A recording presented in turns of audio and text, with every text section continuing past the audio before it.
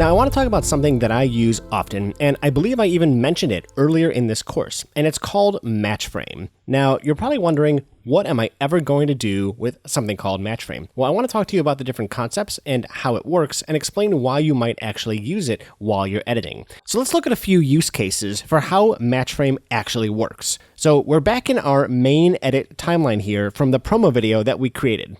What I'm going to do is I'm going to click on one of these clips. Let's just say this one right here. And I'm going to activate match frame with my shortcut key.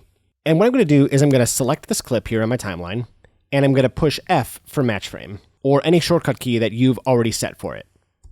So I pushed F, and there's match frame.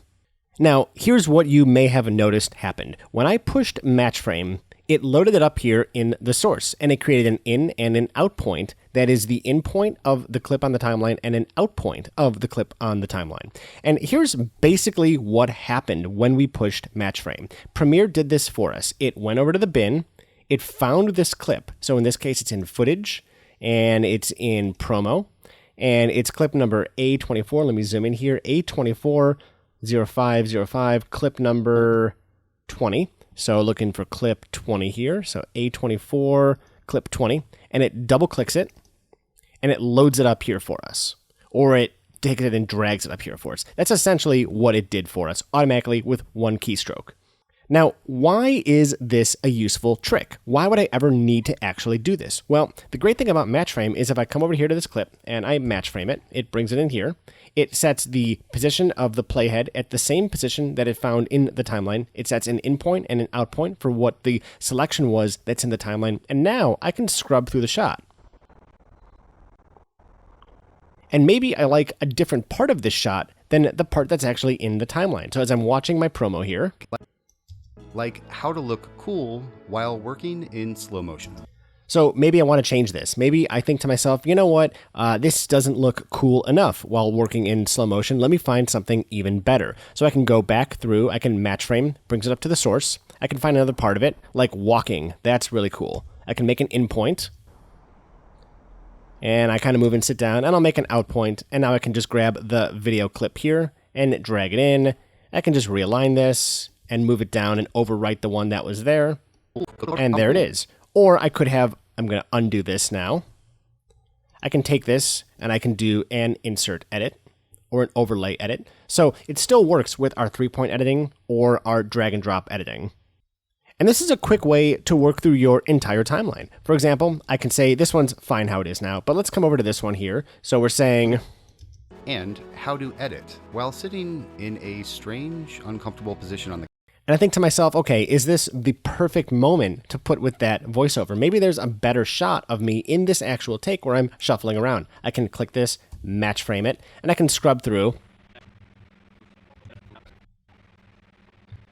And you know what? There's nothing. This is actually the best part. So this is a good way to quickly examine what else is in our footage and make sure that we haven't missed something.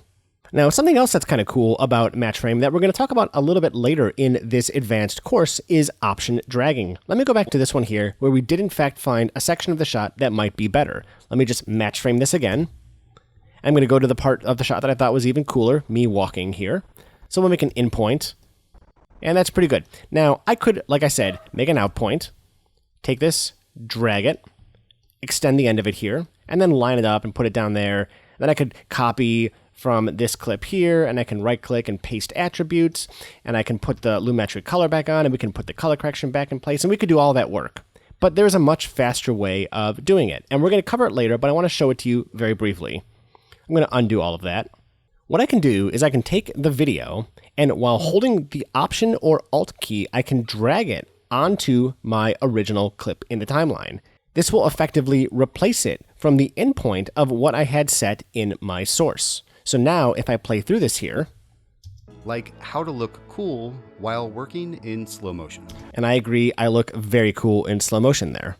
Now there's one other function to match frame that I want to indicate on our preferences that might be very interesting to you. So I'm going to come over here and take this clip for example, and I'm going to push F for match frame, and it brings it in and it sets an in point and an out point. And if I go down to the bin, that's this clip right here, A25 clip 8, A25 clip 8, and I can double click it. It's the same one that's already up there. And you can see it has the in point and the out point. And this is great. It's going to leave them there for us. But if we come up to our Premiere Pro, Preferences, and Timeline menu, at the bottom here, we say Match Frame Sets In Point. Let's go ahead and check that box there. I'm going to click OK. Now, I have the playhead right here on A25 clip 8. I'm going to go ahead and push F for match frame. Okay, now, the match frame did something a little bit different this time.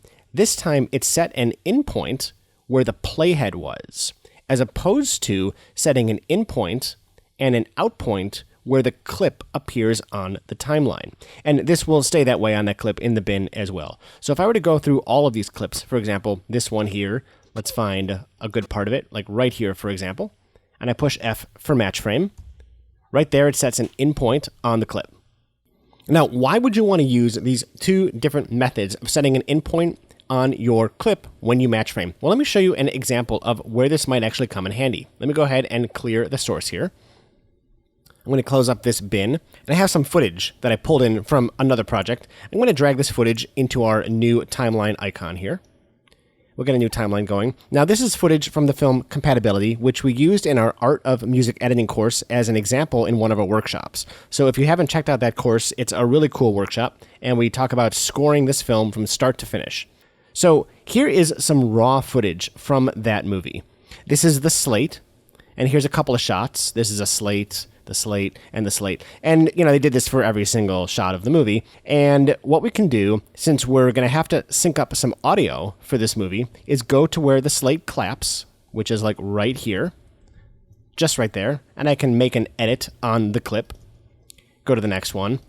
Now, if this was me working on the entire movie, I would go ahead and do this for all of the clips that were filmed during production. So right here, we're going to line up and make an add edit. And then on this last one here, when the slate closes. This is the beginning process of syncing up our audio, which is something that we're not going to talk about in this advanced course, but may talk about in the future. So I have these cuts, but I want to make it a little bit easier to do some of the syncing work that Premiere will allow us to do by setting an in point from each of these places. So I made these cuts on the timeline, and I have in my Preferences menu is Match Frame Sets In Point. Click OK. And if I were to use the arrow keys to push the down arrow to take me to the next edit, I can now push F. It'll set the in point. Come down here, down, down, push F. Same thing. And then down, down, F, and down, down, F. Now, if I had a huge timeline, this could go really quickly. And now the in point of all of these shots in my bin is at the moment that the slate claps and closes. And so it would be really easy to take this video, and if I could find its associated audio file, to sync it to and select the both of them, and using the multicam function, sync by in points. So this is just one example of how you might use match frame in a really advanced scenario where you have to sync up your audio and your video. It's also really useful to look at something in thumbnail view. For example, if you're doing some assistant work for an editor and they want to see these clips in a thumbnail view in their bin, we can go ahead and open this bin up here, just like this, as a new tab. Now, if you're using the newest version of Premiere Pro, which is 13.1.3, there is a new icon view here, which is called Freeform View. And if I turn on Freeform View, you can see similar thumbnails, and they can be moved around, and they can be resized. It's a pretty cool way of working. You can even stack some of them together if you have multiple shots, so it's a nice way to see your shots in a bin. But for now, we're going to separate them.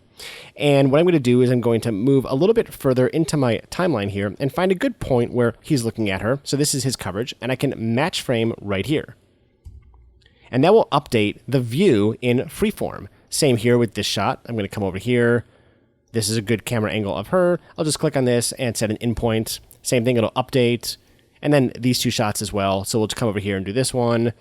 So there's that, and this one is that. So now, if I were to look at Freeform View here, it's really easy to see which shots we have and what they actually look like in our bin.